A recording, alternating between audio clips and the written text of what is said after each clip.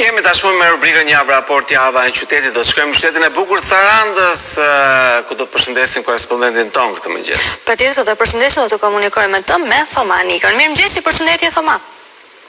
Si përshëndetje nga qyteti i diellit, i detit dhe i dashurisë. Mirëmëngjes. Saranda Si ka nisur mëngjesi? Si ka nisur mëngjesi për ju në Sarandë? Jemi në një mëngjes me qiell të pastër, me det të qetë, me diell që orë pas ore ofron dhe shton ngrohtësi. Java ka qenë me një ulje të lehtë të temperaturave, e kjo ka bërë që frekuentuesit e plazheve ende të jenë të pakët. Parashikimet e sinoptikanëve nuk janë ideale as për fundjavën, por jo rrallë mikroklima e Sarandës ka bërë që parashikimet e tyre të mos dalin. Nëse edhe kjo fundjavë do të jetë rasti, e pritshme është që plazhet të shohin të frekuentuar mjaftueshëm për të besuar se sezoni veror është në pragun e vet të sigurt. Ata që operimin në fushën e turizmit tashmë e kanë bërë profesion dhe të tjerë që janë në mbështetje të tyre, shihet janë bërë gati si kur turet e pushimeve të fillonin nesër.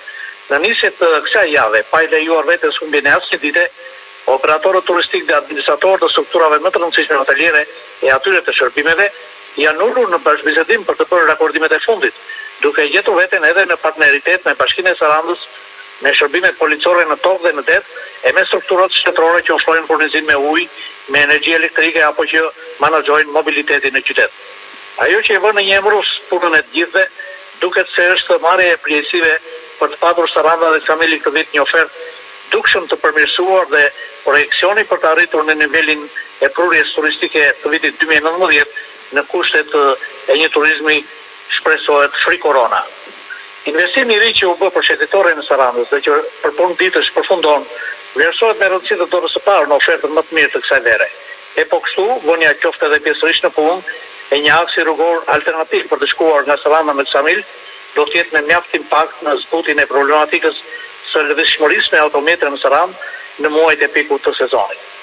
Kur përmenda shëtitoren pak më parë, mendova se nuk duhet të lë pa përmendur edhe vlerën e shtuar që i japin asaj 6 skulptura të mermer të realizuara pak vite më parë përmes një konkursi ndërkombëtar që organizua.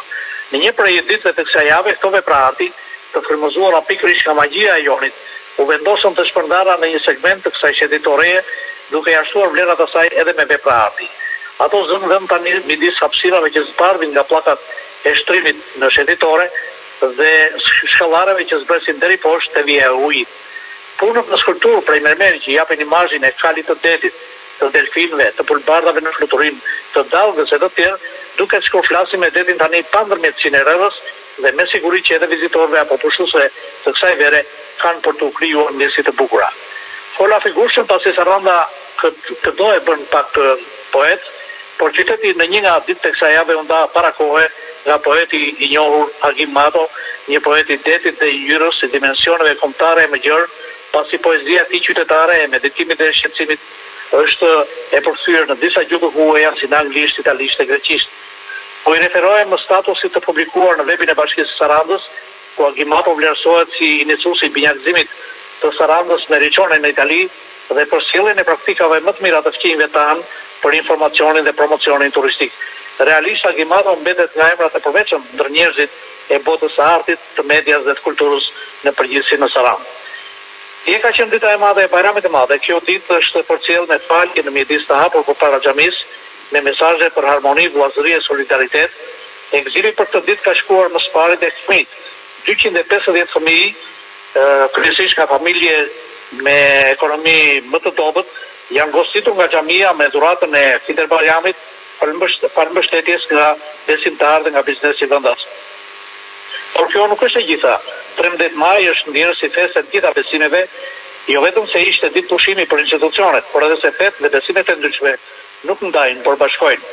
Në Sarandë gjën të 4 besimet, madje edhe me institucionet e tyre përkatëse, e kjo bën që ashtu siç respektohen dallimet, të 4 fishohen edhe rastet e arsyet për të festuar dhe për të qenë së bashku në vendet e njëri tjetrit. Lajmet të mira vijnë është më së shqime në Greqia, sa i takon lehtësirave për punësimin sezonal të shqiptarëve atje. Ambasada shqiptare në Athinë gjendet në përpjekje për thjeshtimin e procedurave të punësimit sezonal të shqiptarëve në shtetin grek. E këtij qëllimi mësohet se i ka shërbyer edhe takimi që ambasadori Jonaj Draga zhvilloi me kreun e sindikatës së prodhuesve dhe konservimit të frutave të Greqisë, ku është diskutuar për ndryshimet ligjore të nevojshme për përmirësimin, për shpejtimin dhe thjeshtimin e procedurave të punësimit për kategorinë e punonjësve sezonal, që do të aksesohen për të punësuar këtë verë në shtetin grek, duke u ofruar atyre edhe shërbim të plotë shëndetësor dhe përfshirje në skemën e pensioneve si të gjithë të shtetasve vendas. Dhe si që shpesh e bëjnë, po e mbyll me futbollin, ekipin i futbollit të rriturve i ka dhënë siguri më shumë qëndrimit në pozicion pretendenti për kreun e tabelës, me Nasotarin përballë Butrenti ja ka dalë të fitojë sfidën radhës. Ky 3 pikësh nuk ka qenë lehtë të merret, por gjithsesi ka ardhur. Këtë ka vendosur inkursioni dhe finalizimi me dërgimin e topit në rrjetën e Nasotarit në minutën e 81 nga ana e Emanuel Lloyd, i cilësuar heroi i ditës. Por kuptohet sfida vazhdon, nuk mbaron këtu. Mirë. Faleminderit, besojmë se kjo është gjithçka që ju raportua dhe soll nga qyteti i Sarandës. Kemi ardhur në fund të raportimit për sot. Faleminderit. Faleminderit, ju përshëndesim dhe ju urojmë një ditë të mbarë. Gjithashtu falenderojmë edhe të gjithë miqtë të cilët na ndjekin nga qyteti i Sarandës. Dhe